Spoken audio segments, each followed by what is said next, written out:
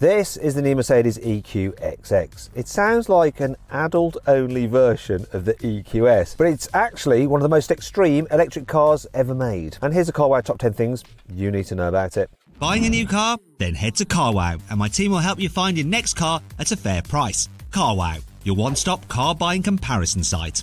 The EQXX is a gorgeous four-door coupe that looks more like a spaceship than a normal EV. It's not a big GT car like the Porsche Taycan or a massive land yacht like Audi's Grand Sphere concept. It's actually quite small. The wheelbase, which is the distance between the front and rear wheels, is a few centimetres shorter than on a Mercedes C-Class. It's slower than that car too, and it looks even sleeker than the Mercedes EQS. At the front there's a full-width light bar, and the EQXX's headlights are made to look like three-pointed stars, you know, to match Mercedes logos. Speaking of which, the central Mercedes badge isn't in the grille anymore, it's on the bonnet, just like on the AMG 1 hypercar. Around the side you'll see flush door handles and 20-inch magnesium alloy wheels with special see-through covers, and more on those later. My favourite angle is the back. You can forget the McLaren 765 LT, this is what you call a long tail car. Now, do you like the look of the EQXX, or has Mercedes gone too far? Let me know in the comments below. The battery in the Mercedes EQXX can hold almost 100 kilowatt hours of energy, which is a bit less than the 108 kilowatt hours you get in the top specification EQS. However, the EQXX's battery is 30% lighter than the EQS's, so it only weighs about 480 kilos. To achieve this, Mercedes has added some more silicon to certain components. This helps each cell store more energy, so you need fewer heavy cells to deliver the same amount of power. It got this idea from the hybrid system in the AMG 1.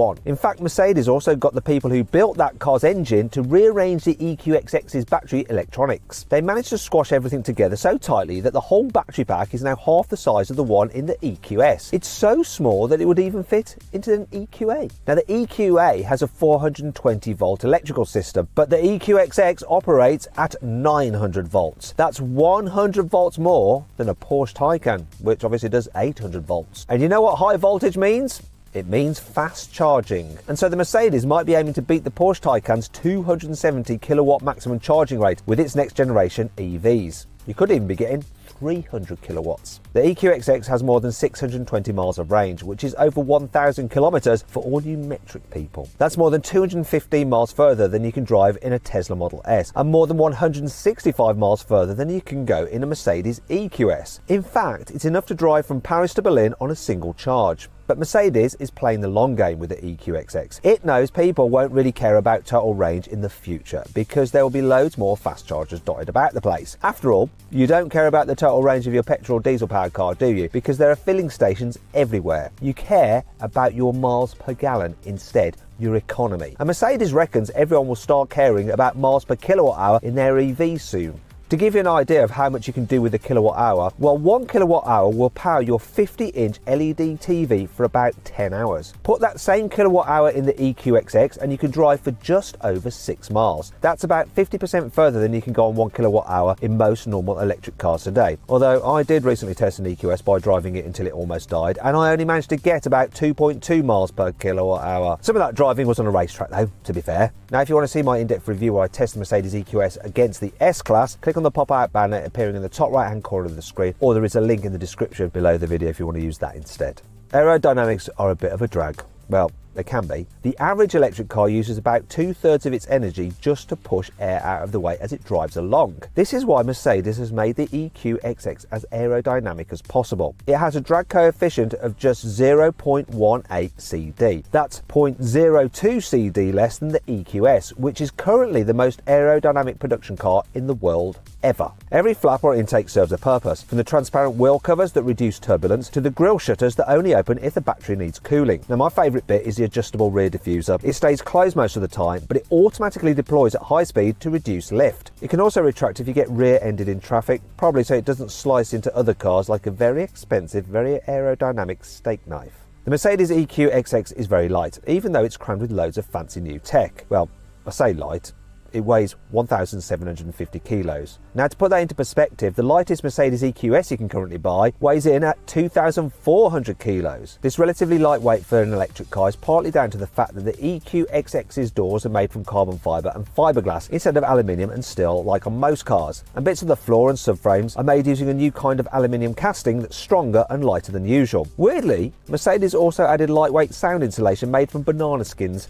chicken bones and nappies. Basically, recycled household waste. I hope it's good at insulating smells too, because that could be pretty awful, couldn't it? Anyway, Mercedes also got help from its Formula One division, which designed a battery case made from carbon fibre and sugarcane waste. Another cool feature are the lightweight brake discs, which are made from aluminium instead of steel. These have a special coating which help reduce brake dust by up to 90%, so that should help keep those wheel covers looking nice and clean. The EQXX looks ultra sleek, so you'd expect it to come with multiple electric motors, loads of horsepower and do 0 to 60 miles an hour in less than 3 seconds, right? No. Mercedes has focused on efficiency for this car, not performance, so the EQXX only has a dinky 204 horsepower motor. That's only slightly more than you get in a 190 horsepower EQA. Mercedes hasn't said how quick the EQXX is, but it's much lighter and more aerodynamic than the EQA, so it should do 0 to 60 miles an hour quicker than that car.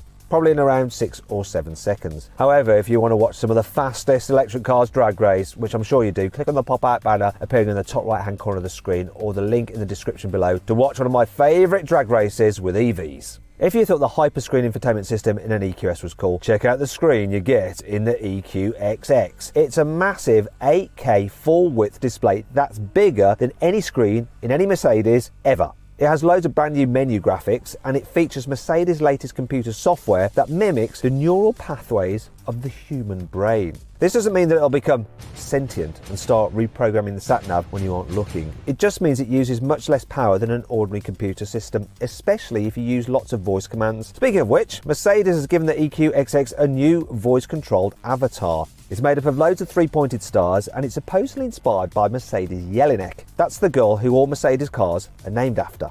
The Mercedes EQXX isn't just battery powered, it also has 117 roof-mounted solar panels. These aren't there to drive the motor, but they can power the car's heating and infotainment systems. This takes some of the strain out of the main battery, which helps boost the car's range. Mercedes reckons that these solar panels can give you about 15 miles of extra range per day, so long as it doesn't rain. Now, if you want to see exactly how far you can drive an electric car, click on the pop-out banner in the top right-hand corner of the screen or follow the link in the description below to watch my latest range test video where I drive a bunch of EVs until they die. Anyway, back to the EQXX. Now, Mercedes is claiming that the car's interior is vegan because you won't find any animal products in its cabin. Not a sausage, literally, though.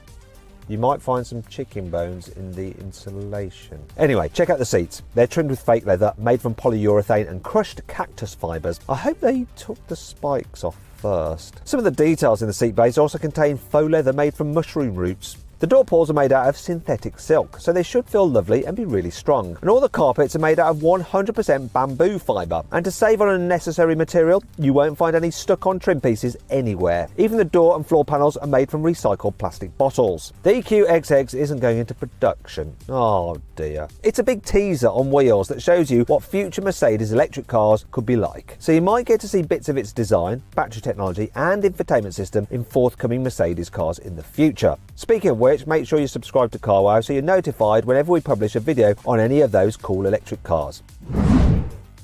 I hope you'll enjoy the video. If you did, give it a like. If you didn't, give it a dislike. Let me know what you think of the EQXX's tech in the comments below. Click on the video windows to watch some more videos and on the box to go to Carwow if you need to sell your car, because we'll make sure you get a fair price for it from our trusted dealers.